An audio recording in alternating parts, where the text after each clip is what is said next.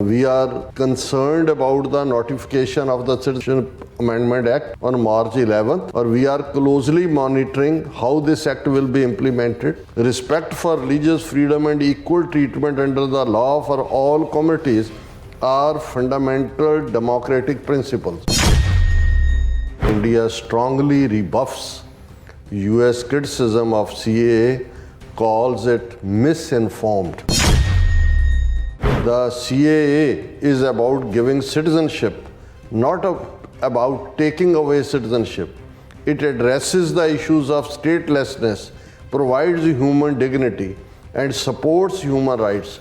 As regards the US State Department statement on the implementation of CAA, we are of the view that it is misplaced, misinformed, unwarranted. India's constitution guarantees freedom of religion to all its citizens. There are no grounds for any concern on treatment of minorities. Vote bank politics should not determine views about laudable initiative to help those in distress. Vote bank politics ਤਾਂ ਤੁਸੀਂ ਕਰ ਰਹੇ ਹੋ, ਹਿੰਦੂਆਂ ਦੀਆਂ ਵੋਟਾਂ ਲੈਣ ਲਈ ਤੁਸੀਂ ਮੁਸਲਮਾਨਾਂ ਨੂੰ ਪਰਸੀਕਿਊਟ ਕਰ ਰਹੇ ਹੋ, ਸੀਏ 'ਚੋਂ ਤੁਸੀਂ ਉਹਨਾਂ ਨੂੰ ਬਾਹਰ ਰੱਖਿਆ। ਸਾਨੂੰ ਇਹ ਤੁਹਾਡੇ ਲੈਕਚਰ ਨਹੀਂ ਚਾਹੀਦੇ ਜਿਨ੍ਹਾਂ ਨੂੰ ਪਤਾ ਹੀ ਨਹੀਂ ਕਿ ਭਾਰਤ 'ਚ ਕਿਵੇਂ ਬਹੁਵਿਧ ਪ੍ਰਕਾਰ ਦੀਆਂ ਸਾਡੀਆਂ ਰਵਾਇਤਾਂ ਨੇ ਔਰ ਸਾਡੀ ਪੋਸਟ ਪਾਰਟੀਸ਼ਨ ਹਿਸਟਰੀ ਇਹ ਦੱਸ ਰਹੇ ਨੇ। ਮਾਸਟਰ ਨੂੰ ਨਲਾਇਕ ਟਰੂਐਂਟ ਜਿਹੜਾ ਹੈ ਉਹ ਦੱਸ ਰਿਹਾ ਕਿ ਤੈਨੂੰ ਨਹੀਂ ਪਤਾ ਕਿ ਪੜ੍ਹਾਈ ਦਾ ਕਿਵੇਂ, ਅਸੀਂ ਦੱਸਾਂਗੇ ਵੀ ਪੜ੍ਹਾਈ ਦਾ ਕਿਵੇਂ। UN ਨੇ ਕਿਹਾ ਵੀ ਇਹ ਕਾਨੂੰਨ ਮੁੱਢਲੇ ਤੌਰ 'ਤੇ ਭੇਦਭਾਵ ਕਰਨ ਵਾਲਾ ਹੈ। ਉਹਨਾਂ ਨੇ ਕਿਹਾ ਵੀ ਅਸੀਂ 2019 'ਚ ਕਿਹਾ ਸੀ ਕਿ ਇਹ ਠੀਕ ਨਹੀਂ ਹੈ, ਅਸੀਂ ਇਸ ਨੂੰ ਕੰਡੈਮ ਕਰਦੇ ਹਾਂ ਔਰ ਇਹ ਭਾਰਤ ਜਿਹੜਾ ਇਹ ਵਾਇਲੇਟ ਕਰ ਰਿਹਾ ਇੰਟਰਨੈਸ਼ਨਲ ਹਿਊਮਨ ਰਾਈਟਸ ਨੂੰ। ਸਿਟੀਜ਼ਨਸ਼ਿਪ ਅਮੈਂਡਮੈਂਟ ਐਕਟ ਜਿਹੜੇ ਅਫਗਾਨਿਸਤਾਨ, ਪਾਕਿਸਤਾਨ ਜਾਂ ਬੰਗਲਾਦੇਸ਼ ਦੇ ਵਿੱਚ ਹਿੰਦੂ, ਸਿੱਖ, ਬੋਧੀ, ਜੈਨੀ ਜਿਹੜੇ ਨੇ, ਈਸਾਈ ਜਿਹੜੇ ਨੇ ਸਫਰਰ ਨੇ, ਵਿਕਟਮ ਨੇ, ਉੱਥੇ ਉਹਨਾਂ ਨਾਲ ਡਿਸਕ੍ਰਿਮੀਨੇਸ਼ਨ ਹੁੰਦੀ ਹੈ। 2014 ਤੋਂ ਪਹਿਲਾਂ ਦੇ ਜਿਹੜੇ ਆਏ ਹੋਏ ਨੇ ਉਹਨਾਂ ਨੂੰ ਭਾਰਤ ਦੇ ਵਿੱਚ ਜਿਹੜੀ ਹੈ ਉਹ ਸਿਟੀਜ਼ਨਸ਼ਿਪ ਦਿੱਤੀ ਜਾਏਗੀ। ਬੰਗਲਾਦੇਸ਼ ਤੋਂ ਵੱਡੀ ਗਿਣਤੀ ਦੇ ਵਿੱਚ ਉਹ ਹਿੰਦੂ ਹੋਣ, ਮੁਸਲਮਾਨ ਹੋਣ, ਉਹ ਉੱਥੋਂ ਹਿਜਰਤ ਕਰਦੇ ਨੇ ਮੋਸਟਲੀ ਇਕਨੋਮਿਕਲ ਰੀਜ਼ਨਸ ਕਰਕੇ। ਇਹ ਜਿਹੜਾ ਨੈਸ਼ਨਲ ਰਜਿਸਟਰ ਦੇ ਥੱਲੇ ਬਾਹਰ ਕੱਢਾਂਗੇ ਔਰ ਬੜੇ ਡਿਟੈਂਸ਼ਨ ਸੈਂਟਰ ਆਲਰੇਡੀ ਉਹਨਾਂ ਨੇ ਬਣਾਏ ਹੋਏ ਨੇ ਜਿੱਥੇ ਲੱਖਾਂ ਦੀ ਗਿਣਤੀ 'ਚ ਰੱਖਿਆ। ਪਰ ਜਦੋਂ ਉਹਨਾਂ ਨੇ ਦੇਖਿਆ ਕਿ ਭਾਈ ਉੱਥੇ ਤਾਂ ਉਹਦੇ ਤਾਂ ਹਿੰਦੂ ਜ਼ਿਆਦਾ ਨੇ ਜਿਹੜੇ ਇਲੀਗਲ ਨੇ, ਸੋ ਉਹਨੂੰ ਅਜੇ ਹਾਲ ਦੀ ਘੜੀ ਇਹਨਾਂ ਨੇ ਬੈਕ ਸ਼ੈਲਫ 'ਤੇ ਰੱਖ ਦਿੱਤਾ ਹੈ। ਸਿਟੀਜ਼ਨਸ਼ਿਪ ਅਮੈਂਡਮੈਂਟ ਐਕਟ ਜਿਸ ਦੇ ਖਿਲਾਫ ਭਾਰਤ ਭਰ ਦੇ ਵਿੱਚ ਪ੍ਰੋਟੈਸਟ ਹੋਏ। ਸ਼ਾਹੀਨ ਬਾਗ ਦਿੱਲੀ ਦੇ ਵਿੱਚ ਬਹੁਤ ਵੱਡਾ ਪ੍ਰੋਟੈਸਟ ਲੰਮਾ ਵਕਤ ਰਿਹਾ। ਯੂਪੀ ਦੇ ਵਿੱਚ ਲਖਨਊ ਤੋਂ ਲੈ ਕੇ 16-17 ਜ਼ਿਲ੍ਹਿਆਂ 'ਚ ਪ੍ਰੋਟੈਸਟ ਰਹੇ ਔਰ ਕਿਵੇਂ ਉਹਨਾਂ ਦੇ ਖਿਲਾਫ ਵੀ ਤਸ਼ੱਦਦ ਹੋਇਆ, ਕਿਵੇਂ ਦਿੱਲੀ 'ਚ ਰਾਈਟਸ ਕਰਵਾਏ ਗਏ। ਪੀੜਤ ਤਾਂ ਪੀੜਤ ਹੈ, ਉਹ ਕੋਈ ਇਸਲਾਮ ਨੂੰ ਮੰਨਣ ਵਾਲਾ ਪੀੜਤ ਹੈ, ਕੋਈ ਹਿੰਦੂ ਹੈ, ਕੋਈ ਮੁਸਲਮਾਨ ਹੈ, ਕੋਈ ਸਿੱਖ ਹੈ, ਕੋਈ ਪਾਰਸੀ ਹੈ, ਕੋਈ ਬੋਧੀ ਹੈ, ਕੋਈ ਜੈਨੀ ਹੈ, ਕੋਈ ਭਾਵੇਂ ਨਾਸਤਕ ਵੀ ਹੈ। ਜਦੋਂ ਤੁਸੀਂ ਕਾਨੂੰਨ ਦੀਆਂ ਨਜ਼ਰਾਂ 'ਚ ਹੁੰਦੇ ਹੋ, ਜੇ ਉਹ ਪੀੜਤ ਹੋ ਰਿਹਾ ਤੇ ਉਸ ਨੂੰ ਜਿਹੜਾ ਰਾਈਟ ਦੇਣਾ ਸਟੇ ਦਾ, ਇਹ ਬੇਸਿਕ ਕਨਵੈਨਸ਼ਨ ਹੈ। ਇਲੈਕਸ਼ਨ ਆ ਰਹੀ ਹੈ, ਉਹਨਾਂ ਨੇ ਖੁਸ਼ ਕਰਨਾ ਹਿੰਦੂ ਮੈਜੋਰਿਟੀ ਨੂੰ। ਬੰਗਾਲ ਔਰ ਅਸਾਮ 'ਚ ਜਿਹੜੇ ਇਲੀਗਲ ਹਿੰਦੂ ਨੇ ਬੰਗਾਲੀ, ਉਹਨਾਂ ਦੀਆਂ ਵੋਟਾਂ ਵੀ ਲੈਣੀਆਂ ਨੇ ਔਰ ਹੁਣ ਉਹਨਾਂ ਨੇ ਜਿਹੜਾ 11 ਮਾਰਚ ਨੂੰ ਇਸ ਨੂੰ ਜਿਹੜਾ ਹੈ ਉਹਦੇ ਲਾਗੂ ਕਰ ਦਿੱਤਾ।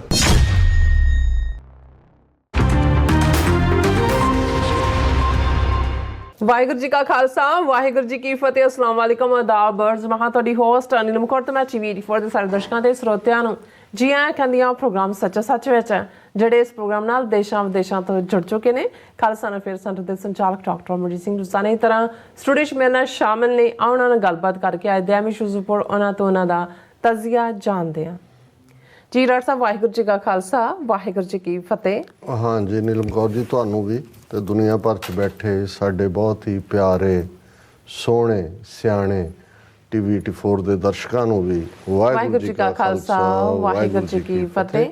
ਸਾਡੇ ਬਹੁਤ ਹੀ ਪਿਆਰੇ ਮੁਸਲਮਾਨ ਭੈਣਾਂ ਭਰਾਵਾਂ ਨੂੰ ਅਸਲਾਮ ਅਲੈਕਮ ਤੇ ਗੰਗਾ ਜਮਨੀ ਤਹਿਜ਼ੀਬ ਦੇ ਹਿੰਦੂ ਤਵੀਆਂ ਨੂੰ ਨਮੋ ਨਮੇ। ਜੀ ਡਾਕਟਰ ਸਾਹਿਬ, ਜੀ ਆਇਆਂ ਨੂੰ ਪ੍ਰੋਗਰਾਮ ਸੱਚੋ ਸੱਚ ਵਿੱਚ। ਬਹੁਤ ਧੰਨਵਾਦ ਜੀ ਡਾਕਟਰ ਸਾਹਿਬ, ਅੱਜ 15 ਮਾਰਚ 2024 2 ਚੇਤ ਨਾਨਕਸ਼ਾਹੀ ਸੰਮਤ 556 ਦਾ ਦਿਨ ਹੈ ਤੇ ਡਾਕਟਰ ਸਾਹਿਬ ਪ੍ਰੋਗਰਾਮ ਸ਼ੁਰੂ ਕਰਨ ਤੋਂ ਪਹਿਲਾਂ ਅਸੀਂ ਦਰਸ਼ਕਾਂ ਤੇ ਸਰੋਤਿਆਂ ਨੂੰ ਹਮੇਸ਼ਾ ਤਰ੍ਹਾਂ ਦੱਸਦੇ ਵੀਅਰਸ, ਜੇ ਤੁਸੀਂ ਹੱਕ ਸੱਚ ਇਨਸਾਫ ਤੇ ਪੈਰਾ ਦਿਨ ਦਾ ਇੱਕੋ ਇੱਕ ਚੈਨਲ TV 84 ਨੂੰ ਦੇਖਣਾ ਚਾਹੁੰਦੇ ਹੋ ਤਾਂ ਤੁਸੀਂ ਦੇਖ ਸਕਦੇ ਹੋ ਸਪੈਕਟਰਮ ਕੇਬਲ, ਆਰਸੀਨ ਕੇਬਲ, ਬਲਫਰਮ ਕੈਨੇਡਾ, roku, ਜਾਦੂ ਬਾਕਸ, ਸ਼ਾਵਾ, ਫੇਸਬੁੱਕ TV 84 ਦੀ ਐਪ ਰਾਹੀਂ online streaming and IP box ਤੇ ਤੁਸੀਂ TV 84 ਨੂੰ ਦੇਖ ਸਕਦੇ ਹੋ।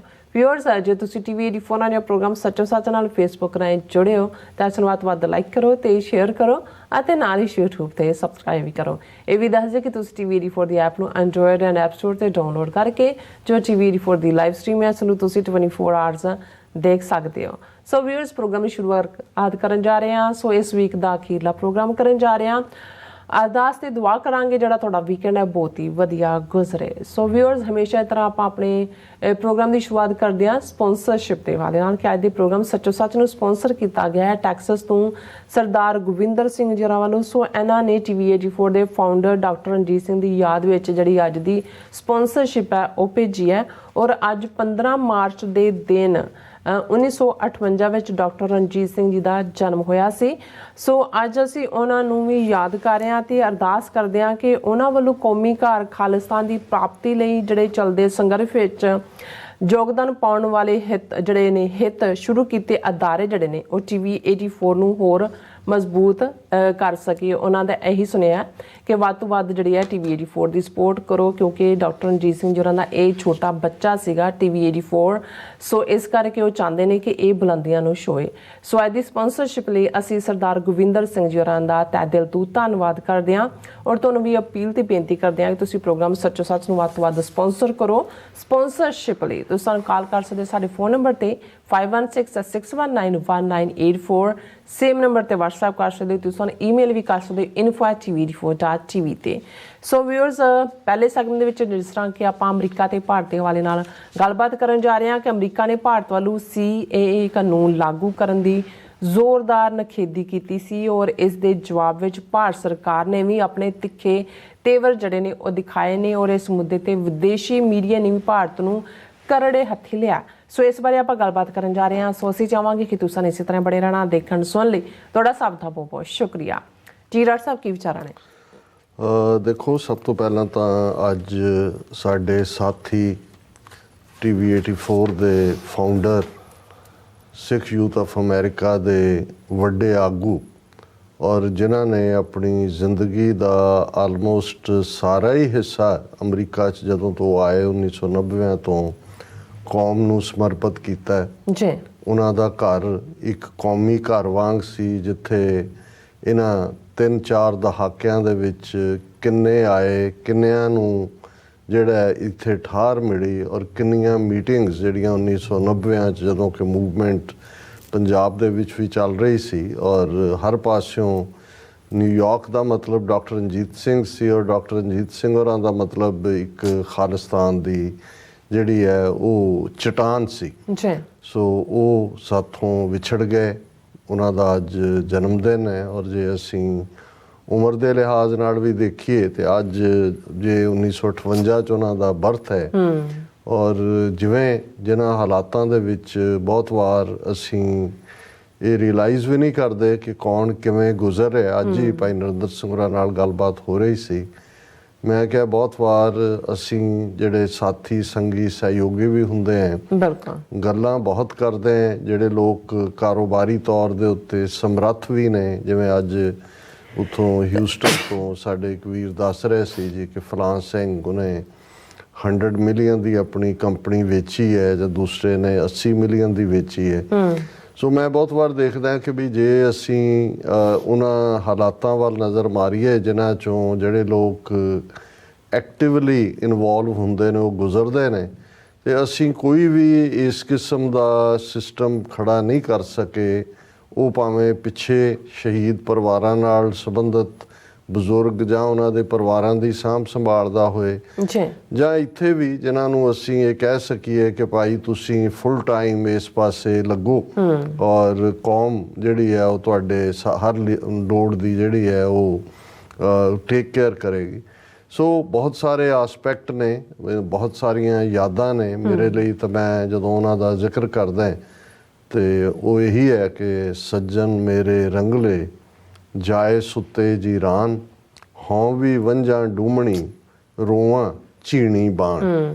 ਕਿਉਂਕਿ ਕਈ ਵਾਰ ਕੁਛ ਐਸਾ ਹੁੰਦਾ ਹੈ, ਔਰ ਇਹਦੇ 'ਚ ਵੀ ਕੋਈ ਸ਼ੱਕ ਨਹੀਂ ਹੈ ਕਿ ਪੂਰਬ ਜਨਮ ਕੇ ਮਿਲੇ ਸੰਜੋਗੀ, ਜਿਹੜੇ ਇਸ ਜੀਵਨ ਦੇ ਵਿੱਚ ਵੀ ਸਾਡੇ ਨਾਲ ਮੇਲ, ਜਿਨ੍ਹਾਂ ਦਾ ਮੇਲ ਹੁੰਦਾ ਹੈ, ਉਹ ਭਾਵੇਂ ਪਰਿਵਾਰਕ ਸੰਬੰਧ ਹੋਣ, ਇਹ ਵੀ ਰੱਬ ਨੇ ਡਿਸਾਈਡ ਕਰਨਾ ਹੁੰਦਾ ਕੌਣ ਕਿਹਦੇ ਘਰ ਪੈਦਾ ਹੁੰਦਾ ਹੈ, ਕੋਈ ਆਪਣਾ ਡਿਸੀਜਨ ਤਾਂ ਨਹੀਂ ਹੁੰਦਾ। ਔਰ ਫਿਰ ਜਦੋਂ ਤੁਸੀਂ ਜ਼ਿੰਦਗੀ ਦੇ ਵਿੱਚ ਵਿਚਰਦੇ ਹੋ, ਕਿਵੇਂ ਤੁਸੀਂ ਜਿਸ ਰਸਤੇ 'ਤੇ ਤੁਰਦੇ ਹੋ, ਉਹ ਜਿਹੀ ਸੋਚ ਵਾਲੇ ਤੁਹਾਡੇ ਸਾਥੀ ਬਣਦੇ ਚਲੇ ਜਾਂਦੇ ਨੇ। ਪਰ ਕੁਝ ਰਿਲੇਸ਼ਨਸ ਐਸੇ ਹੁੰਦੇ ਨੇ ਜਿੱਥੇ ਤੁਹਾਨੂੰ ਲੱਗਦਾ ਹੈ ਕਿ ਵੀ ਇਹਨਾਂ ਨੂੰ ਅਸੀਂ ਜਨਮਾਂ ਤੋਂ ਜਾਣਦੇ ਹਾਂ। ਔਰ ਉੱਥੇ ਵੀ ਫਿਰ ਕਈ ਵਾਰੀ ਲਫ਼ਜ਼ ਮਾਨੇ ਨਹੀਂ ਰੱਖਦੇ, ਫੀਲਿੰਗ ਔਰ ਅਹਿਸਾਸ ਨੂੰ ਹੀ ਅਸੀਂ ਫੀਲਿੰਗ ਕਹਿੰਦੇ ਹਾਂ। ਬਿਲਕੁਲ ਇਹੀ ਡਿਸਾਈਡ ਕਰਦਾ ਉਹਨਾਂ ਰਿਸ਼ਤਿਆਂ ਨੂੰ। ਔਰ ਇਹੋ ਜਿਹੇ ਬਹੁਤ ਘੱਟ ਹੁੰਦੇ ਨੇ ਜਿਸ ਨੂੰ ਅਸੀਂ ਇੱਥੇ ਇੱਕ ਲਫ਼ਜ਼ ਜਿਹਨੂੰ ਬੜਾ ਸਸਤਾ ਬਣਾ ਦਿੱਤਾ ਗਿਆ ਹੈ, ਸੋਲਮੇਟ। ਮੈਂ ਸਮਝਦਾ ਵੀ ਬਹੁਤ ਵਾਰੀ ਇੱਥੋਂ ਇਸ ਡੈਫੀਨੇਸ਼ਨ ਵਾਲਿਆਂ ਦੇ ਸੋਲਮੇਟ ਤਾਂ ਲੈ ਦੇ ਕੇ ਕਿਤੇ ਨਾ ਕਿਤੇ ਉਹ ਫਿਜ਼ੀਕਲ ਅਟਰੈਕਸ਼ਨ ਨਾਲ ਹੀ ਜੁੜੇ ਹੁੰਦੇ ਨੇ। ਲੇਕਿਨ ਇਹਦੇ 'ਚ ਵੀ ਕੋਈ ਸ਼ੱਕ ਨਹੀਂ ਹੈ ਕਿ ਉਹ ਜਿਹੜੀ ਰੂਹਾਂ ਦੀ ਸਾਂਝ ਹੁੰਦੀ ਹੈ, ਔਰ ਜਿਨ੍ਹਾਂ ਦੇ ਵਿੱਚ ਤੁਸੀਂ ਫਿਰ ਜਿੱਥੇ ਅਹਿਸਾਸ ਹੀ ਡਿਫਰੈਂਟ ਹੁੰਦੇ ਨੇ। ਔਰ ਦਰਸ਼ਕ ਦੇਖ ਸਕਦੇ ਨੇ ਸਾਡੀ ਜਰਨੀ ਇੰਨੀ ਟੁਗੈਦਰ ਔਰ ਇਸ ਕਦਰ ਸੀ ਕਿ ਮੈਨੂੰ ਯਾਦ ਹੈ ਅਸੀਂ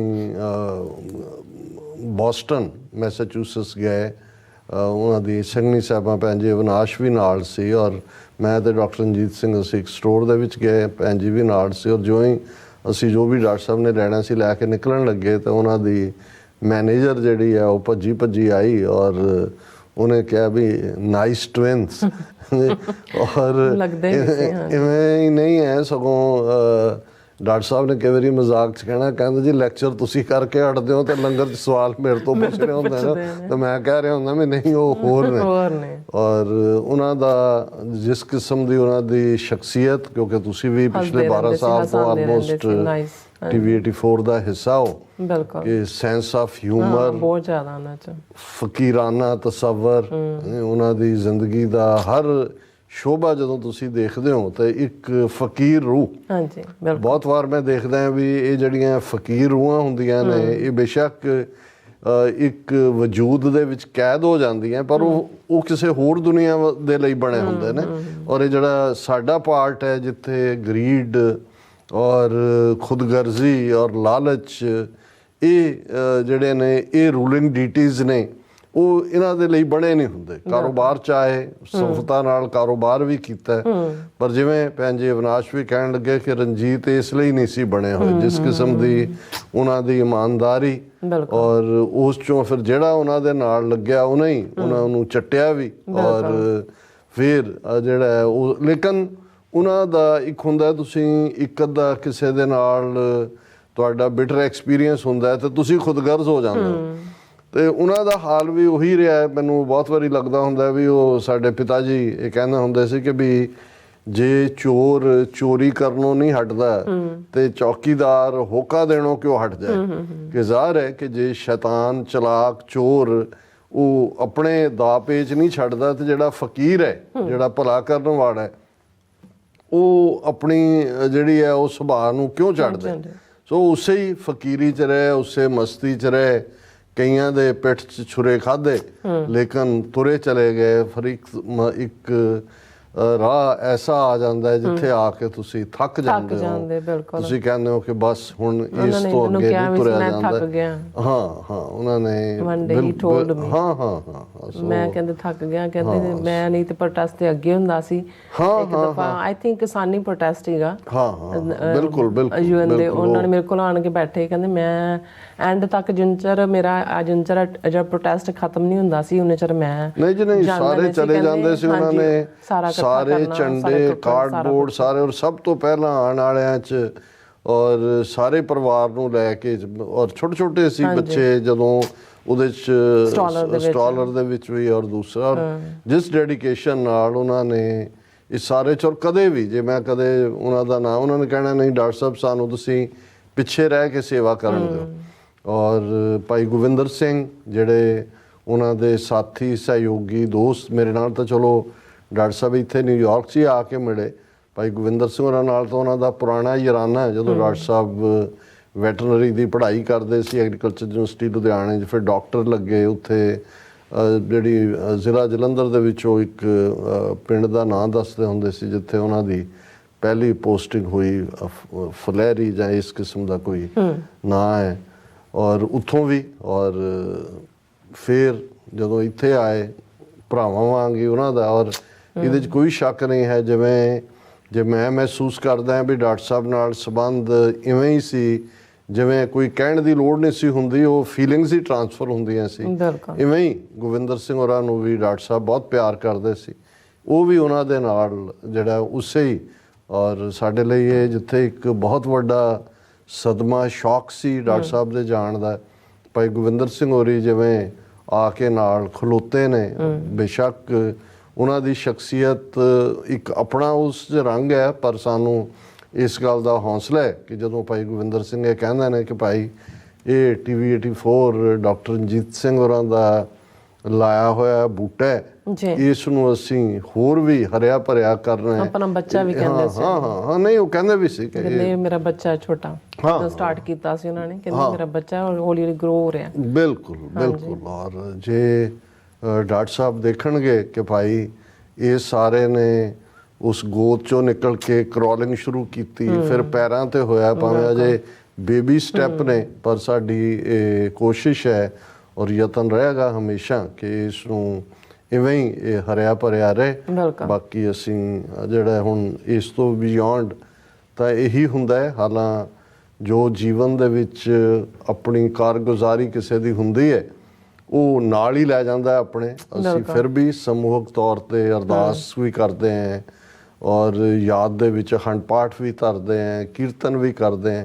ਉਹ ਬਹੁਤ ਵਾਰ ਸਾਨੂੰ ਜਿਹੜਾ ਆਪਣੇ ਆਪ ਨੂੰ ਵੀ ਕੰਸੋਲ ਕਰਨਾ ਹੁੰਦਾ ਔਰ ਨਿਰੰਕਾਰ ਦੇ ਚਰਨਾਂ 'ਚ ਅਰਦਾਸ ਵੀ ਹੁੰਦੀ ਹੈ ਕਿ ਭਾਈ ਜੇ ਸਤਿਗੁਰੂ ਦੇ ਭਾਣੇ 'ਚ ਹੀ, ਇਹ ਤਾਂ ਹਰ ਸਿੱਖ ਜਿਹੜਾ ਸਿੱਖ ਹੈ ਉਹ ਇਹ ਮੰਨਦਾ ਹੈ ਕਿ ਭਾਈ ਕੱਲੇ ਆਵੇ ਨਾਨਕਾ ਸੱਦੇ ਉੱਠੀ ਜਾਏ। ਇਹ ਇੱਕ ਐਸਾ ਮੁਕਾਮ ਹੈ ਜੀਵਨ ਦੇ ਵਿੱਚ, ਕਿਨੇ ਤੁਹਾਡੇ ਨਾਲ ਕਿੰਨੇ ਚਿਰ ਰਹਿਣਾ ਹੈ। ਔਰ ਇਸੇ ਨੂੰ ਹੀ ਜਦੋਂ ਕਬੀਰ ਸਾਹਿਬ ਨੇ ਕਿਹਾ ਕਿ ਬਾਬਾ ਬੋਲਤੇ ਤੇ ਕਹਾਂ ਗਏ, ਕਿ ਵੀ ਜਿਹੜੇ ਗੱਲ ਕਰ ਰਹੇ ਹੁੰਦੇ ਨੇ ਕੱਲ ਤੱਕ, ਔਰ ਅਸੀਂ ਇਹ ਨਹੀਂ ਹੈ ਰੋਜ਼ਾਨਾ ਹੀ ਦੇਖਦੇ ਹਾਂ ਜਦੋਂ ਕਿਸੇ ਦੀ ਕੋਈ ਖਬਰ ਆਉਂਦੀ ਹੈ ਕਿ ਫਲਾਂ ਵੀ ਚਲਾ ਗਿਆ, ਫਲਾਂ ਵੀ ਚਲਾ ਗਿਆ। ਹੁਣ Washington DC passion for truth TV ਜਿਨ੍ਹਾਂ ਦਾ ਮੈਂ ਜ਼ਿਕਰ ਕਰਦਾ ਹੁੰਦਾ, ਤਾਂ ਕੁਦਰਤੀ ਕੱਲ ਉੱਥੇ ਸੱਜਣ ਨਾਲ ਗੱਲ ਹੋ ਰਹੀ ਸੀ ਤੇ ਮੈਂ ਕਿਹਾ ਜੀ ਉਹਨਾਂ ਦਾ ਮਨਮੋਹਨ ਸਿੰਘ ਚਾਵਲਾ ਹੋਰਾਂ ਦਾ ਕੀ ਹਾਲ ਹੈ? ਕਹਿੰਦੇ ਤੁਹਾਨੂੰ ਨਹੀਂ ਪਤਾ ਲੱਗਾ, ਉਹ ਤਾਂ ਪਿਛਲੇ ਮਹੀਨੇ ਚਲੇ ਗਏ। ਸੋ ਉਹਨਾਂ ਦੀ ਮਿਸਿਸ ਜਿਹੜੇ ਉਸ ਨੂੰ ਹੋਸਟ ਕਰਦੇ ਸੀ ਪ੍ਰੋਗਰਾਮ, ਬੜੀ ਜਿਹੜਾ ਖੁਦ ਉਹ ਡਾਕਟਰ ਨੇ, ਤੇ ਉਹਨਾਂ ਨੂੰ ਮੈਂ ਕਾਲ ਕੀਤਾ ਤੇ ਉਹ ਕਹਿਣ ਲੱਗੇ ਤੇ ਕਿ ਭਾਈ ਉਹ ਤਾਂ ਚਲੇ ਗਏ ਤੁਹਾਡੇ ਚਾਵਲਾ ਸਾਹਿਬ। ਤੇ ਉਹਨਾਂ ਨੇ ਕਿਹਾ ਵੀ ਉਹ 2 ਸਾਲ ਪਹਿਲਾਂ ਸਾਡੀ ਡਾਟਰ, ਉਹ ਡਾਕਟਰ ਸੀ, ਉਹ ਵੀ ਸਾਈਕੋਲੋਜਿਸਟ, ਔਰ ਕਈ ਵਾਰੀ ਪੈਨਲ ਡਿਸਕਸ਼ਨ 'ਚ ਆਏ, ਕਹਿੰਦੇ ਉਹਨਾਂ ਦੀ ਡੈਥ ਹੋ ਗਈ ਕੈਂਸਰ 'ਚ 4th ਸਟੇਜ 'ਤੇ ਸੀ, ਤੇ ਉਹ ਹੁਣ ਆਪਣੇ ਬੱਚੇ ਦੇ ਕੋਲ ਜਿਹੜੇ ਨੇ ਉੱਥੇ ਕੋਲੰਬਸ ਓਹਾਇਓ 'ਚ ਨੇ। ਸੋ ਮੈਂ ਬਹੁਤ ਵਾਰ ਦੇਖਦਾ ਕਿ ਵੀ, ਔਰ ਮੈਨੂੰ ਇਹ ਵੀ ਲੱਗਦਾ, ਇੱਕ ਵਾਰ ਇੱਕ ਪਾਕਿਸਤਾਨੀ ਸਕਾਲਰ ਦੀ ਮੈਂ ਗੱਲ ਸੁਣ ਰਿਹਾ ਸੀ, ਉਹ ਕਹਿੰਦੇ ਵੀ ਜਿਹੜੇ ਲੋਕ ਤੁਹਾਡੇ ਨਾਲ ਪੜ੍ਹੇ ਨੇ ਜਾਂ ਤੁਹਾਡੇ ਹਿਤੈਸ਼ੀ ਨੇ ਜਾਂ ਤੁਹਾਡੇ ਵੈਲਵਿਸ਼ਰ ਨੇ, ਉਹਨਾਂ ਦੇ ਉੱਤੇ ਚੈੱਕ ਔਨ ਕਰਦੇ ਰਹਿਣਾ ਚਾਹੀਦਾ ਕਿ ਵੀ ਉਹਨਾਂ ਦੇ ਬਾਰੇ ਜਾਣਦੇ ਰਹਿਣਾ ਚਾਹੀਦਾ ਹੈ। ਪਤਾ ਹੀ ਨਹੀਂ ਕਈ ਵਾਰੀ ਲੱਗਦਾ ਹੈ। ਉਹਨਾਂ ਨੇ ਫਿਰ ਆਪਣਾ ਇੱਕ ਵਾਕਿਆ ਸੁਣਾਇਆ ਕਿ ਜੀ ਅਸੀਂ ਜਿਹੜੇ ਜਦੋਂ ਪੜ੍ਹਦੇ ਸੀ ਲਾਹੌਰ ਦੇ ਫਲਾਂ ਸਕੂਲ ਦੇ ਵਿੱਚ, ਔਰ ਅਸੀਂ ਯਾਰ ਇਕੱਠੇ ਹੋਏ, ਫਲਾਣਾ ਫੋਰਨ ਸਰਵਿਸ 'ਚੋਂ ਰਿਟਾਇਰ ਹੋਇਆ, ਫਲਾਣਾ ਫੌਜ 'ਚੋਂ, ਮੈਂ ਡਾਕਟਰ ਅਮਰੀਕਾ 'ਚੋਂ ਗਿਆ, ਜਾਂ ਇੱਕ ਹੋਰ UK ਤੋਂ ਡਾਕਟਰ ਆਏ, ਤੇ ਅਸੀਂ ਕਿਹਾ ਵੀ ਸਾਡਾ 5ਵਾਂ ਯਾਰ ਅਨਵਰ ਉਹਦਾ ਸ਼ਾਇਦ, ਕਿ ਵੀ ਉਹਨਾਂ ਦਾ ਵੀ ਨੇੜੇ ਹੀ ਸਟੋਰ ਸੀ, ਕਿ ਵੀ ਉੱਥੋਂ ਪਤਾ ਕਰ ਚੱਲੀਏ, ਉਹਨੂੰ ਵੀ ਨਾਲ ਕਰੀਏ, ਮੌਜ ਮਸਤੀ ਕਰਦੇ ਆ ਵੀ ਹੁਣ ਤਾਂ ਰਿਟਾਇਰਮੈਂਟ ਵਰਗੀ ਜ਼ਿੰਦਗੀ। ਉਹ ਕਹਿੰਦੇ ਅਸੀਂ ਉਹਦੇ ਸਟੋਰ ਦੇ ਨੇੜੇ ਗਏ ਤਾਂ ਉਹਨਾਂ ਦੀ ਸ਼ਕਲ ਵਰਗਾ ਹੀ। ਉਹਨਾਂ ਨੂੰ ਅਸੀਂ ਪੁੱਛਿਆ ਅਨਵਰ, ਤੇ ਉਹਨੇ ਕਿਹਾ ਜੀ ਮੈਂ ਉਹਨਾਂ ਦਾ ਹੀ ਬੇਟਾ, ਉਹ ਤਾਂ ਫੌਤ ਹੋ ਗਏ, ਉਹਨਾਂ ਨੂੰ ਤਾਂ ਸਾਲ ਹੋ ਗਏ। ਤੇ ਉਹ ਕਹਿੰਦੇ ਵੀ ਮੈਂ ਮੱਥੇ ਤੇ ਹੱਥ ਮਾਰਿਆ ਵੀ ਅਸੀਂ ਜਿਹੜੇ ਆਪਣੇ ਆਪ ਨੂੰ ਕਲੋਜ਼ ਵੀ ਇੱਕ ਦੂਜੇ ਦੇ ਕਹਿੰਦੇ ਆ, ਇਹ ਉਹਨਾਂ ਦੀ ਹਦਾਇਤ ਸੀ ਕਿ ਵੀ ਇਹ ਹਾਂ ਕਿ ਭਾਈ ਜਿਨ੍ਹਾਂ ਦੇ ਨਾਲ ਵੀ ਹੈ ਇਹ ਪਤਾ ਹੀ ਨਹੀਂ ਲੱਗਦਾ ਕਦੋਂ ਕੌਣ ਕੀ ਕਿੱਥੇ ਚਲਾ ਜਾਂਦਾ। ਸੋ ਅਸੀਂ ਅਗੇਨ ਗੁਰੂ ਚਰਨਾਂ 'ਚ ਅਰਦਾਸ ਕਰਦੇ ਹਾਂ ਕਿ ਸਤਿਗੁਰੂ ਉਹਨਾਂ ਦੀ ਰੂਹ ਨੂੰ ਆਪਣੇ ਚਰਨਾਂ 'ਚ ਨਿਵਾਸ ਦੇਣ, ਔਰ ਇਹੋ ਜਿਹੀ ਸਪਿਰਿਟ ਜਿਹੜਾ ਫਕੀਰਾਨਾ ਤਸੱਵਰ ਜ਼ਿੰਦਗੀ ਦਾ, ਜਿਸ ਦੇ ਵਿੱਚ ਕੋਈ ਲੱਗ ਲਬੇੜ ਨਹੀਂ, ਕੋਈ ਕਾਮ ਨਹੀਂ, ਕੋਈ ਡਿਜ਼ਾਇਰ ਨਹੀਂ, ਨਿਸ਼ਕਾਮ ਇਹਨੂੰ ਹੀ ਕਹਿੰਦੇ ਨੇ, ਇਸ ਕਿਸਮ ਦੇ ਤਾਂ ਉਂਗਲਾਂ ਤੇ ਵੀ ਨਹੀਂ, ਕਈ ਵਾਰੀ ਉਂਗਲਾਂ ਵੀ 5 ਤੁਸੀਂ ਕੱਢ ਲਓ ਤੇ ਉਹਨਾਂ ਤੇ ਵੀ ਗਿਣੇ ਜਾਣ ਵਾਲੇ ਨਹੀਂ ਨੇ। ਸੋ ਗੁਰੂ ਚਰਨਾਂ 'ਚ ਅਰਦਾਸ ਹੈ, ਸੰਮਤ ਸਾਹਾ ਲਿਖਿਆ ਮਿਲ ਕਰ ਪਾਵੋ ਤੇਲ, ਦੇਹੋ ਸਜਨ ਅਸੀਸੜੀਆਂ ਜੋ ਹੋਵੇ ਸਾਹਿਬ ਸਿਓ ਮੇਲ। ਹੁਣ ਅਸੀਂ ਆਪਣੇ ਟੌਪਿਕ ਵੱਲ ਆਉਂਦੇ। ਇਸ 'ਚ ਕੋਈ ਸ਼ੱਕ ਨਹੀਂ ਹੈ ਕਿ ਇਹ ਅਮਰੀਕਾ ਭਾਰਤ ਰਿਲੇਸ਼ਨਸ਼ਿਪ ਜਿਹੜੀ ਹੈ ਇਹ sweet and sour, bitter, sweet and bitter and sour, ਇਹਨਾਂ ਸਾਰੇ ਦੌਰ 'ਚੋਂ ਲੰਘ ਰਹੀ ਹੈ। ਹਾਲਾਂਕਿ ਅਸੀਂ ਜਦੋਂ ਅਕਸਰ ਇਹ ਜ਼ਿਕਰ ਕਰਦੇ ਹਾਂ ਕਿ ਭਾਈ ਭਾਰਤ ਨੇ ਯੂਨਾਈਟਿਡ ਨੇਸ਼ਨਸ ਦੇ ਵਿੱਚ ਅਮਰੀਕਾ ਦੇ ਖਿਲਾਫ ਜ਼ਿਆਦਾ ਵਾਰ ਵੋਟ ਕੀਤਾ ਹੋਇਆ ਕੋਲਡ ਵਾਰ ਈਰਾ 'ਚ, ਜਿੰਨਾ as compare to Soviet Union. ਲੇਕਿਨ ਇਹਦੇ 'ਚ ਵੀ ਕੋਈ ਸ਼ੱਕ ਨਹੀਂ ਹੈ ਕਿ ਰਿਲੇਸ਼ਨਸ਼ਿਪਸ ਬਾਰੇ ਇਹੀ ਕਿਹਾ ਜਾਂਦਾ ਹੈ ਕਿ ਵੀ ਕੋਈ ਪੱਕੇ ਦੋਸਤ ਜਾਂ ਦੁਸ਼ਮਣ ਨਹੀਂ ਹੁੰਦੇ, ਜਿਹੜੇ ਹਿੱਤ ਹੁੰਦੇ ਨੇ, ਇੰਟਰਸਟ ਹੁੰਦੇ ਨੇ, ਉਹੀ ਰਿਲੇਸ਼ਨਸ਼ਿਪਸ ਡਿਫਾਈਨ ਕਰਦੇ ਨੇ ਜੀ। ਔਰ ਜਿਉਂ ਹੀ ਸੋਵੀਅਤ ਯੂਨੀਅਨ ਟੁੱਟਿਆ, ਭਾਰਤ ਇੱਧਰ ਵੱਲ ਅਮਰੀਕਾ ਵੱਲ ਖਿਸਕਣਾ ਹੌਲੀ ਹੌਲੀ ਸ਼ੁਰੂ ਹੋਇਆ, 9/11 ਹੋਇਆ, ਫਿਰ ਅਮਰੀਕਾ ਨੂੰ ਵੀ ਲੱਗਾ ਕਿ ਭਾਈ ਹੁਣ ਕਮਿਊਨਿਜ਼ਮ ਦਾ ਐਨਮੀ ਗਿਆ, ਨਵਾਂ ਐਨਮੀ ਜਿਹੜਾ ਉਹ ਖੜਾ ਕਰ ਲਿਆ ਉਹਨਾਂ ਨੇ।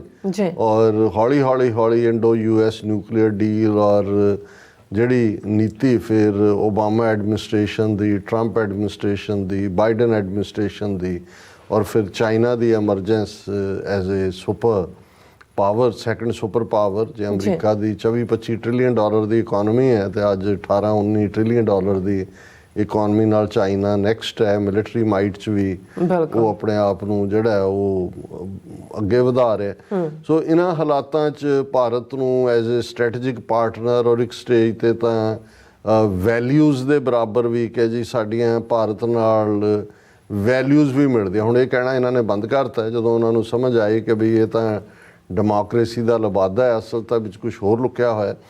ਔਰ ਇਸ ਸਿਚੁਏਸ਼ਨ ਦੇ ਵਿੱਚ ਜਦੋਂ ਕਿ ਵਪਾਰ ਵੀ ਵੱਧ ਰਿਹਾ ਸੀ ਔਰ ਭਾਰਤ ਦੇ ਵਿੱਚ ਵੀ ਮਨਮੋਹਨ ਸਿੰਘ ਦੀ ਸਰਕਾਰ ਤੋਂ ਬਾਅਦ ਫੋਰਨ ਡਾਇਰੈਕਟ ਇਨਵੈਸਟਮੈਂਟ ਦਾ ਰਾਹ ਖੁੱਲ੍ਹਿਆ, ਅਮਰੀਕਨ ਕੰਪਨੀਆਂ ਨੇ ਉੱਥੇ ਜਾ ਕੇ ਜਿਹੜੀ ਹੈ ਉਹ ਆਪਣੀ ਹਾਜ਼ਰੀ ਨਹੀਂ ਲਵਾਈ, ਸਗੋਂ ਉਸ ਦੇ ਵਿੱਚ ਉਹਨਾਂ ਨੇ ਇਨਵੈਸਟ ਕਰਨਾ ਸ਼ੁਰੂ ਕੀਤਾ।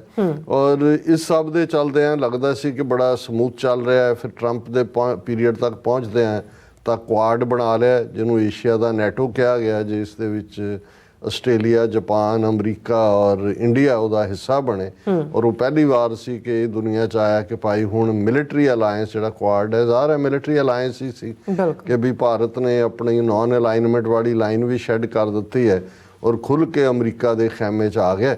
ਔਰ ਇਹ ਸਾਰੇ ਦੇ ਚੱਲਦਿਆਂ ਅਚਾਨਕ ਜੋ ਕੁਝ ਫਿਰ ਅਮਰੀਕਾ ਦੀ ਧਰਤੀ 'ਤੇ ਵਰ੍ਹਾ 2023 ਦੇ ਵਿੱਚ ਵਾਪਰਦਾ ਹੈ, ਖਾਸ ਤੌਰ 'ਤੇ ਜਦੋਂ 29 ਨਵੰਬਰ ਨੂੰ ਨਿਊਯਾਰਕ ਕੋਰਟ ਦੇ ਵਿੱਚ ਇੰਡਾਇਕਟਮੈਂਟ ਫਾਈਲ ਕੀਤੀ ਜਾਂਦੀ ਹੈ ਗੁਰਪਤਵੰਤ ਸਿੰਘ ਪੰਨੂ ਮਰਡਰ ਪਲਾਟ, ਉਹ ਇੱਕ ਔਰ ਉਸ ਤੋਂ ਸਾਹਮਣੇ ਆਉਂਦਾ ਹੈ ਕਿ ਕਿਵੇਂ ਭਾਰਤ ਨੇ ਅਮਰੀਕਾ ਦੀ ਧਰਤੀ ਦੇ ਉੱਤੇ ਟਰਾਂਸਨੈਸ਼ਨਲ ਰਿਪਰੈਸ਼ਨ ਕਰਨ ਦੀ ਕੋਸ਼ਿਸ਼ ਕੀਤੀ।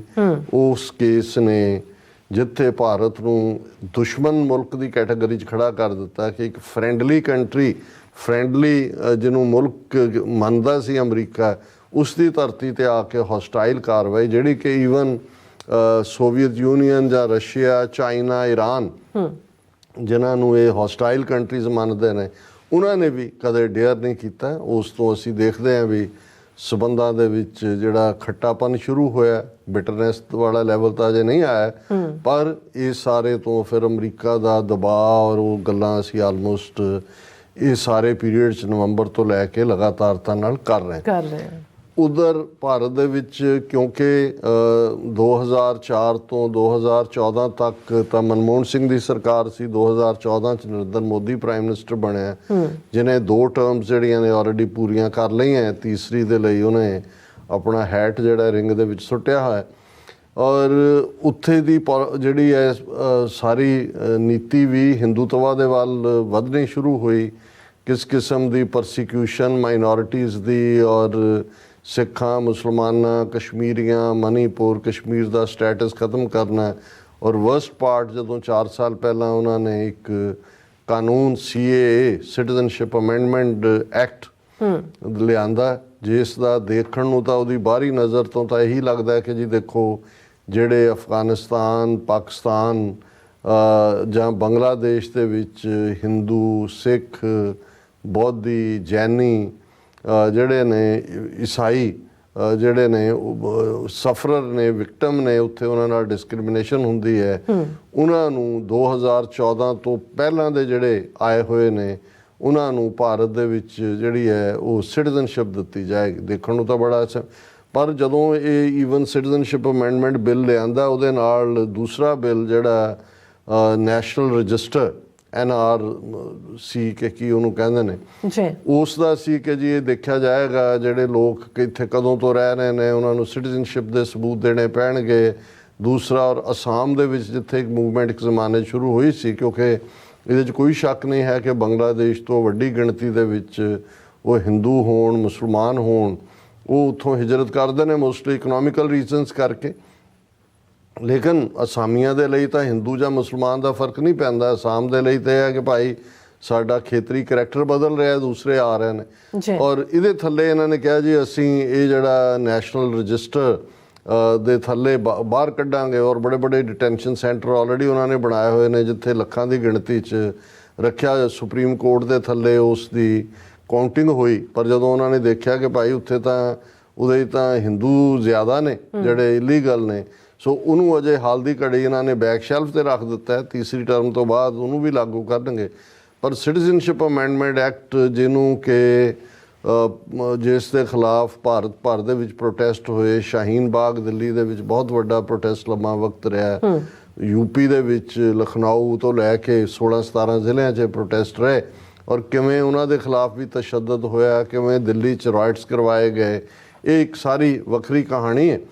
ਲੇਕਿਨ ਇਹ ਕਿਉਂਕਿ ਜਦੋਂ ਤੁਸੀਂ ਕਨਸਟੀਟਿਊਸ਼ਨ ਦੇ ਲਿਹਾਜ਼ ਨਾਲ ਦੇਖਦੇ ਹੋ, ਜਦੋਂ ਤੁਸੀਂ ਡਿਸਕ੍ਰਿਮੀਨੇਟ ਕਰਦੇ ਹੋ ਕਿ ਹੁਣ ਜਿਵੇਂ ਰੈਫਿਊਜੀ ਕਨਵੈਨਸ਼ਨ ਹੈ ਜਿਸ ਦਾ ਭਾਰਤ ਸਿਗਨੇਟਰੀ ਹੈ, ਹੁਣ ਜੇ ਭਾਰਤ ਇਸ ਦੇ ਥੱਲੇ ਡਿਸਕ੍ਰਿਮੀਨੇਟ ਕਰਦਾ ਹੈ ਕਿ ਬਈ ਉੱਥੋਂ ਆਉਣ ਵਾਲਾ ਨਾ ਜਿਹੜੀ ਇਹਨਾਂ ਦੀ ਲਿਸਟ ਹੈ ਜਿਨ੍ਹਾਂ ਨੂੰ ਇਹਨਾਂ ਨੇ ਵਿਕਟਮ ਮੰਨਿਆ, ਮੁਸਲਮਾਨਾਂ ਨੂੰ ਉਹਦੇ 'ਚੋਂ ਬਾਹਰ ਰੱਖਿਆ ਗਿਆ। ਫਿਰ ਇਸ ਤੋਂ ਇਲਾਵਾ ਮੈਂ ਈਵਨ ਪਿਛਲੇ ਦਿਨਾਂ 'ਚ ਹਾਲਾਂ ਉਹ ਸਪੀਚ ਤਾਂ 4 ਸਾਲ ਪੁਰਾਣੀ ਹੈ, ਜਿਹੜੇ ਚੀਫ ਜਸਟਿਸ ਸੁਪਰੀਮ ਕੋਰਟ ਦੇ ਚੰਦਰਚੂੜ, ਉਹਦਾ ਬੇਟਾ ਜਿਹੜਾ ਬੜਾ ਡਿਸਟਿੰਕਟ, ਕਿਉਂਕਿ 3-4 ਜਨਰੇਸ਼ਨਾਂ ਲਾਅ ਵਾਲੀਆਂ ਫੈਮਿਲੀ ਹੈ, ਵਕੀਲਾਂ ਦੀਆਂ ਹੀ ਨੇ, ਤੇ ਉਹਨਾਂ ਦੀ ਇੱਕ ਪੂਰੀ ਸਪੀਚ ਚੰਦਰਚੂੜ ਦੇ ਬੇਟੇ ਦੀ, ਜਿਹਦੇ 'ਚ ਉਹਨੇ ਇੱਕ ਪੁਆਇੰਟ ਲੈ ਕੇ ਭੰਨਿਆ ਪੂਰਾ ਇਹ CAA ਨੂੰ। ਉਹਨੇ ਕਿਹਾ ਕਿ ਇਹ ਤਾਂ ਬਿਲਕੁਲ ਬੇਸਿਕ ਫੰਡਾਮੈਂਟਲ ਰਾਈਟਸ ਦੇ ਹੀ ਖਿਲਾਫ ਹੈ। ਪੀੜਤ ਤਾਂ ਪੀੜਤ ਹੈ, ਉਹ ਕੋਈ ਇਸਲਾਮ ਨੂੰ ਮੰਨਣ ਵਾਲਾ ਪੀੜਤ ਹੈ, ਕੋਈ ਹਿੰਦੂ ਹੈ, ਕੋਈ ਮੁਸਲਮਾਨ ਹੈ, ਕੋਈ ਸਿੱਖ ਹੈ, ਕੋਈ ਪਾਰਸੀ ਹੈ, ਕੋਈ ਬੋਧੀ ਹੈ, ਕੋਈ ਜੈਨੀ ਹੈ, ਕੋਈ ਭਾਵੇਂ ਨਾਸਤਕ ਵੀ ਹੈ। ਜਦੋਂ ਤੁਸੀਂ ਕਾਨੂੰਨ ਦੀਆਂ ਨਜ਼ਰਾਂ 'ਚ ਹੁੰਦੇ ਹੋ, ਜੇ ਉਹਦੀ ਉਹ ਪੀੜਤ ਹੋ ਰਿਹਾ ਤੇ ਉਸ ਨੂੰ ਜਿਹੜਾ ਰਾਈਟ ਦੇਣਾ ਸਟੇ ਦਾ, ਇਹ ਬੇਸਿਕ ਕਨਵੈਨਸ਼ਨ ਹੈ। ਸੋ ਉੱਥੇ ਤਾਂ ਇਹਦਾ ਲੇਕਿਨ ਕਿਉਂਕਿ ਉਹਨਾਂ ਕੋਲ ਬਰੂਟ ਮੈਜੋਰਿਟੀ ਹੈ, ਉਹਨਾਂ ਨੇ ਰਾਜ ਸਭਾ 'ਚ ਵੀ ਭਾਵੇਂ ਮਾਈਨੋਰਿਟੀ 'ਚ ਸੀ, ਉਹ ਇਸ ਵੇਲੇ ਹਿੰਦੂਤਵਾਦੀ ਲਹਿਰ ਹੀ ਹੈ।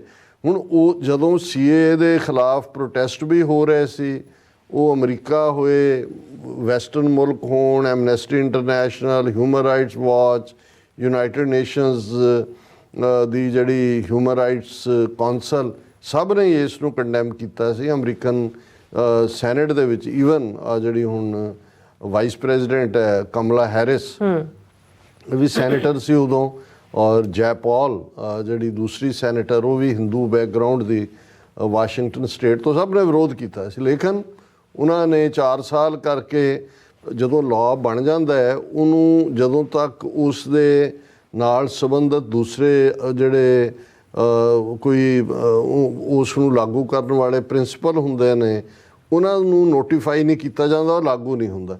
ਹੁਣ 4 ਸਾਲ ਤੋਂ ਲਾਅ ਤਾਂ ਪਾਸ ਕੀਤਾ ਹੋਇਆ ਸੀ, ਲੇਕਿਨ ਉਹਨਾਂ ਨੂੰ ਪਤਾ ਸੀ ਵੀ ਇਹਦਾ ਕ੍ਰਿਟਿਸਿਜ਼ਮ ਹੈ, ਉਹਨੂੰ ਨੋਟੀਫਾਈ ਨਹੀਂ ਸੀ ਕੀਤਾ ਹੋਇਆ, ਜਾਂ ਉਹਦੇ ਨਾਲ ਸੰਬੰਧਿਤ ਜਿਹੜੇ ਲਾਅ ਦੇ ਨਾਲ ਉਹ ਫਰੇਮ ਨਹੀਂ ਸੀ ਕੀਤੇ ਹੋਏ ਨਿਯਮ। ਹੁਣ ਉਹਨਾਂ ਨੇ, ਕਿਉਂਕਿ ਇਲੈਕਸ਼ਨ ਆ ਰਹੀ ਹੈ, ਉਹਨਾਂ ਨੇ ਖੁਸ਼ ਕਰਨਾ ਹੈ ਹਿੰਦੂ ਮੈਜੋਰਿਟੀ ਨੂੰ। ਬੰਗਾਲ ਔਰ ਅਸਾਮ 'ਚ ਜਿਹੜੇ ਇਲੀਗਲ ਹਿੰਦੂ ਨੇ ਬੰਗਾਲੀ, ਉਹਨਾਂ ਦੀਆਂ ਵੋਟਾਂ ਵੀ ਲੈਣੀਆਂ ਨੇ। ਔਰ ਹੁਣ ਉਹਨਾਂ ਨੇ ਜਿਹੜਾ 11 ਮਾਰਚ ਨੂੰ ਇਸ ਨੂੰ ਜਿਹੜਾ ਹੈ ਉਹਦੇ ਲਾਗੂ ਕਰ ਦਿੱਤਾ। ਹੁਣ ਇਸ ਦਾ ਕ੍ਰਿਟਿਸਿਜ਼ਮ ਸਾਰੇ ਪਾਸੇ ਹੋ ਰਿਹਾ। ਔਰ ਅਮਰੀਕਾ ਦੇ ਵਿੱਚ, ਕਿਉਂਕਿ ਅਮਰੀਕਾ ਦਾ US ਸਰਵ ਜਾਂ ਸਟੇਟ ਡਿਪਾਰਟਮੈਂਟ ਦੀ ਪਹਿਲਾਂ ਵੀ ਇਹਦੇ 'ਤੇ ਇਹੀ ਪੋਜੀਸ਼ਨ ਸੀ।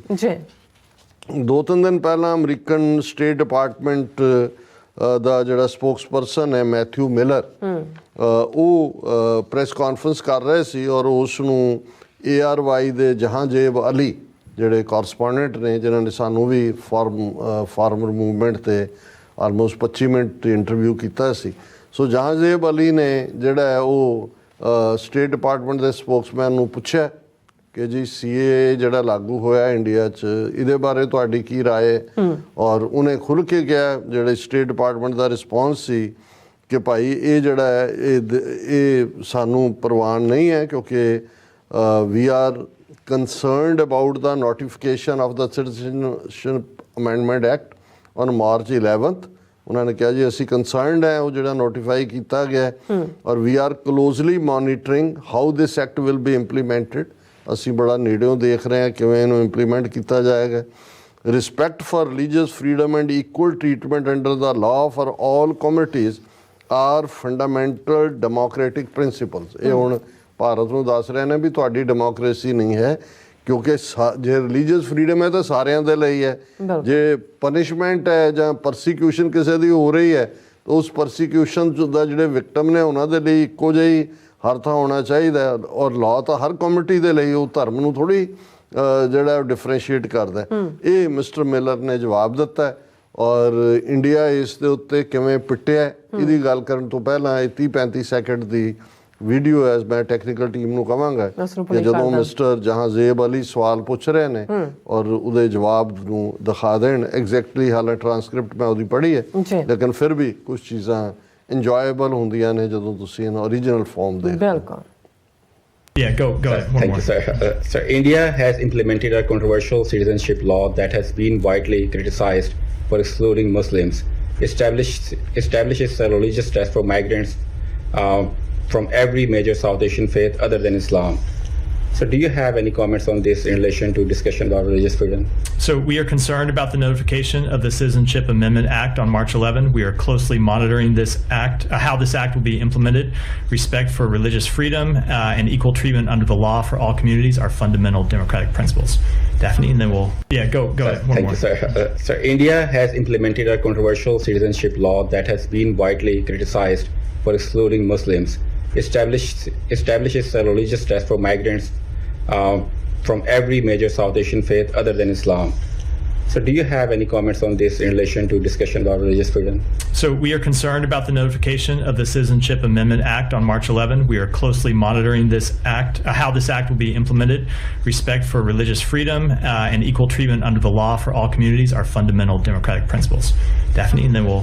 So viewers, welcome back. So ਹੁਣ ਆਪਾਂ ਆਪਣੇ ਜਿਹੜੇ ਪ੍ਰੋਗਰਾਮ ਨੂੰ ਹੋਰ ਕੰਟੀਨਿਊ ਕਰਦੇ ਹਾਂ। ਡਾਕਟਰ ਸਾਹਿਬ ਦੇ ਵਿਚਾਰ ਸੁਣਦੇ ਹਾਂ। ਹਾਂਜੀ ਡਾਕਟਰ ਸਾਹਿਬ, ਅੱਜ ਇਸ ਦੇ ਉੱਤੇ ਇੰਡੀਅਨ ਫੋਰਨ ਮਿਨਿਸਟਰੀ ਨੇ ਬੜਾ ਸਟਰੋਂਗ ਰੀਬਟਲ ਦਿੱਤਾ ਹੈ ਜੀ। ਇਹਨਾਂ ਦੀ ਮੀਡੀਆ ਦੀ ਹੈਡਲਾਈਨ ਵੀ ਇਹੀ ਹੈ, India strongly rebuffs US criticism of CAA, calls it misinformed।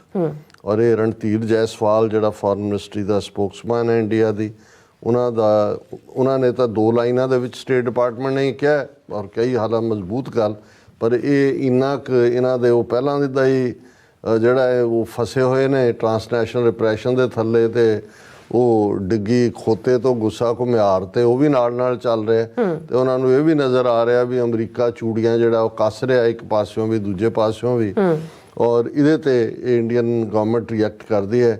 The CAA is about giving citizenship, not about taking away citizenship.